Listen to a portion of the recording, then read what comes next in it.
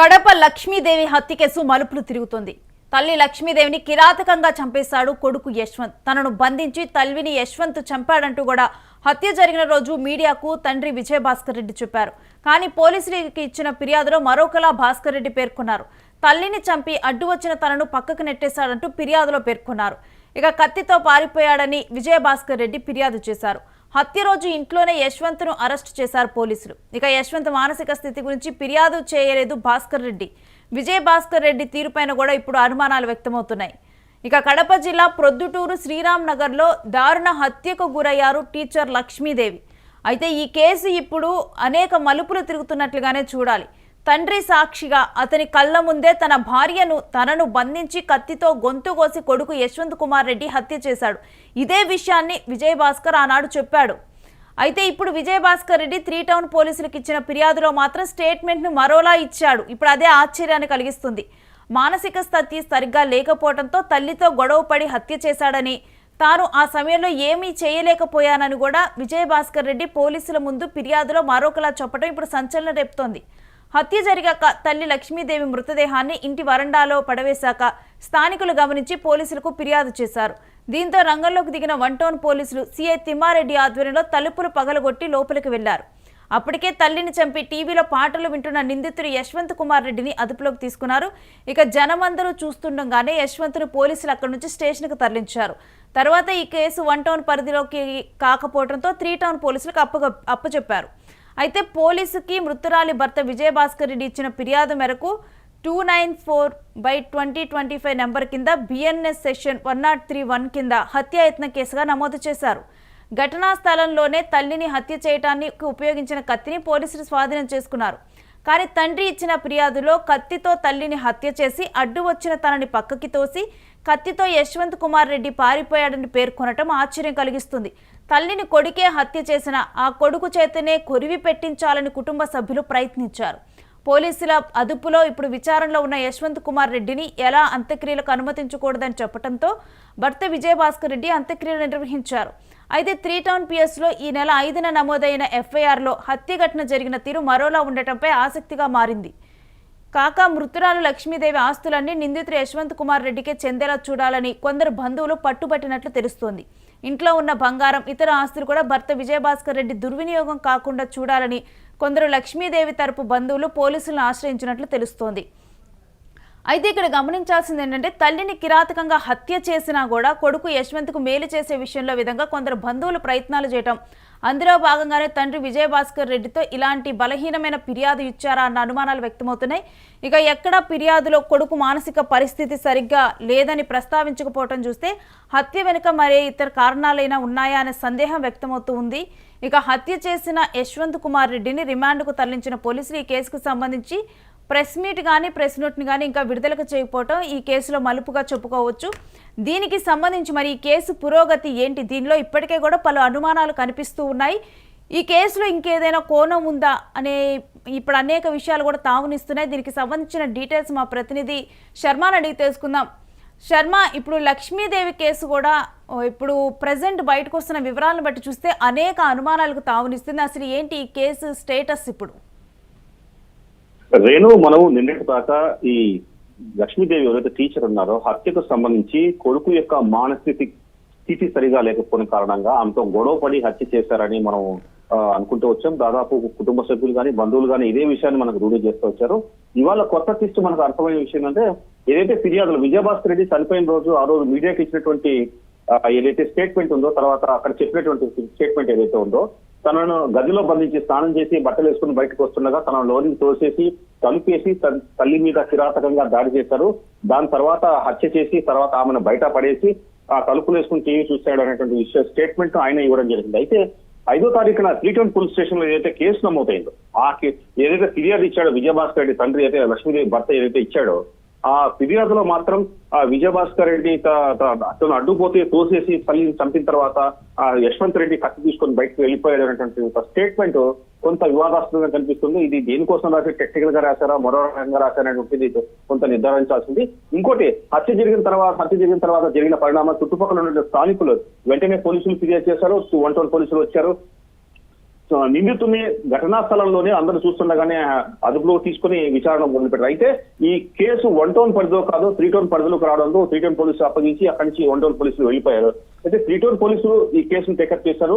తర్వాత తండ్రి విజయభాస్కర్ రెడ్డి ఇచ్చే ఫిర్యాదు మీద 294/25 సెక్షన్ 103 బిఎన్ఎస్ కింద కేసు నమోదు చేసినప్పటికీ అందులో ఫిర్యాదులు ఏదైతే ఎఫ్ఐఆర్ కాపీలో ప్రాథమిక దర్యాప్తు నివేదిక దేంతో ఉందో దాన్ని రాసినటువంటి ఫిర్యాదును ఒకసారి చూస్తే అనేక ఆసక్తికరమైన అంశాలు ఇందులో కనిపించాయి. విజయభాస్కర్ రెడ్డి ఎక్కడా కూడా కొడుకు యొక్క మానసిక స్థితిని ప్రస్తావించలేదు. తర్వాత తను బంధించినట్టు రాయలేదు. తర్వాత తల్లిని బెదిరించాడు చంపేస్తానన్న మాట తప్ప మరో అంశం రాయలేదు. తర్వాత కత్తి అక్కడే సంఘటన స్థలంలో మనం చూస్తుండగానే పోలీసులు సీజ్ చేశారు.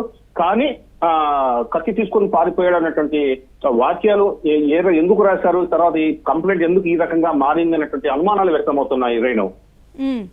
అయితే మరొకటి ఏంటంటే బంధువులు ఎవరైనా దీని వెనక ఉన్నారా, అందుకనే అంటే ఆస్తి మొత్తం కూడా కొడుక్కి వెళ్లేలాగా తన తండ్రి దుర్వినియోగం చేయకూడదు అంటూ కూడా బంధువులు చెబుతూ ఉన్నారు.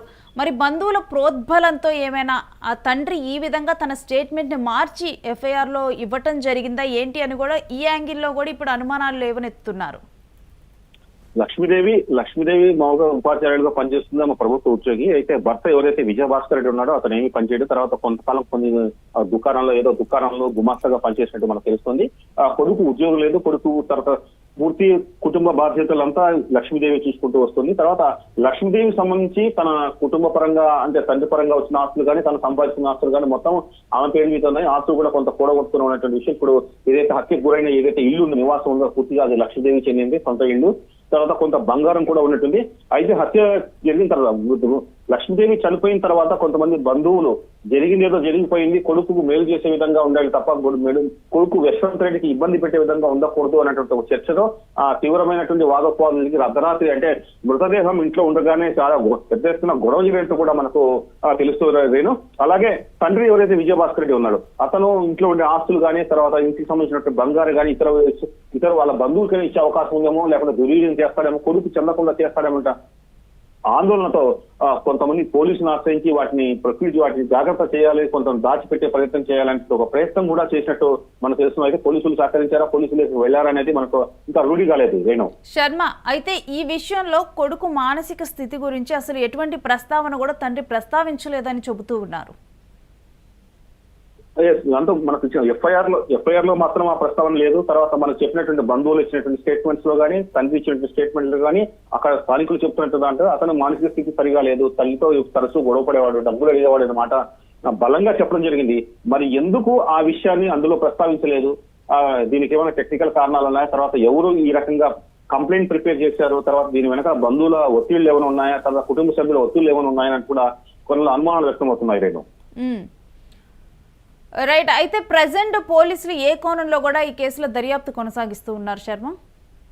రేణు, పోలీసులు అయితే మొదట మానసిక స్థితి సరిగా లేకపోయినా తల్లిని చంపాడనేటువంటి సమాచారంతో విచారణ మొదలు పెట్టినప్పటికీ అసలు యశ్వంత్ కుమార్ రెడ్డి ఏ రకంగా ఉన్నాడో మానసిక స్థితి చెప్తున్నట్టు నిజమా కాదన్నటువంటి వెరిఫికేషన్ మాత్రం జరుగుతుంది. 2 బృందాలు కలిపి హైదరాబాద్ లో అతను రూమ్ ఉండే చోట వెరిఫై చేస్తున్నారు. తర్వాత చెన్నైలో తను చదివినట్టు కాలేజీ తర్వాత ఫ్రెండ్స్ ద్వారా కూడా విచారణ చేస్తున్న కొంతమంది సమీప బంధువుల గురించి కూడా అతని యొక్క మానసిక స్థితి గురించి తన యొక్క వ్యవహార శైలి గురించి కూడా ఆరా తీస్తున్నారు.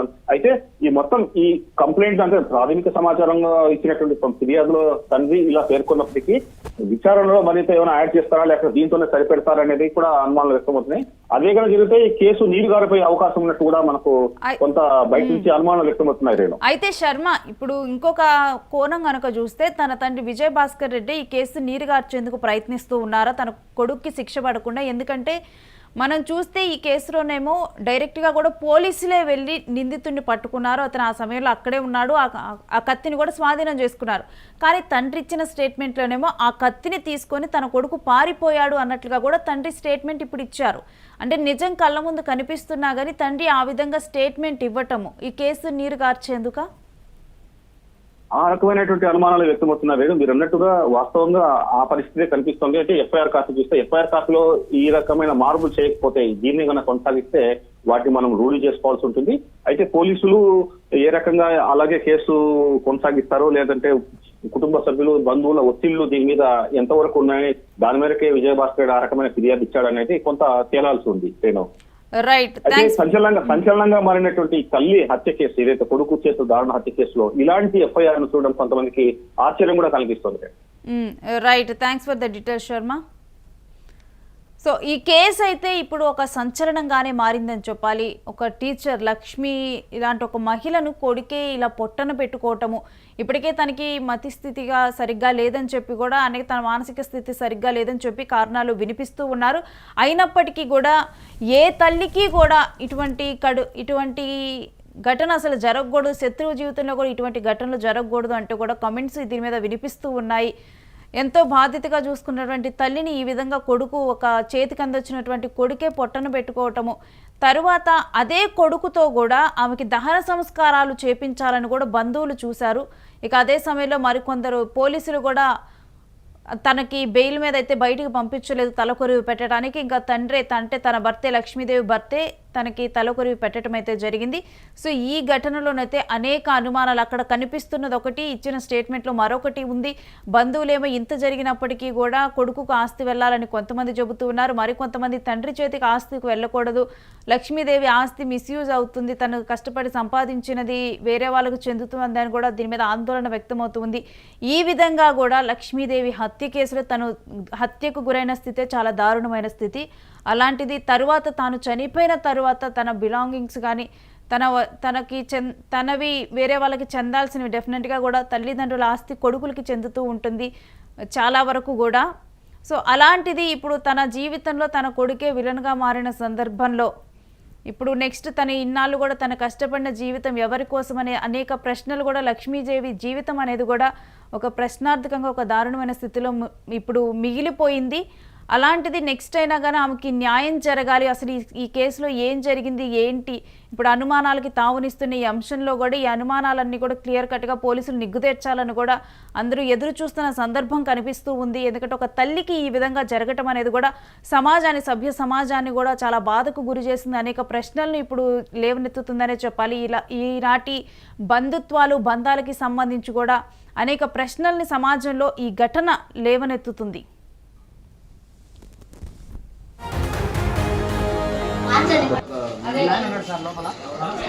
ఈ రోజు ఒకటే కాదు కదా సమస్య.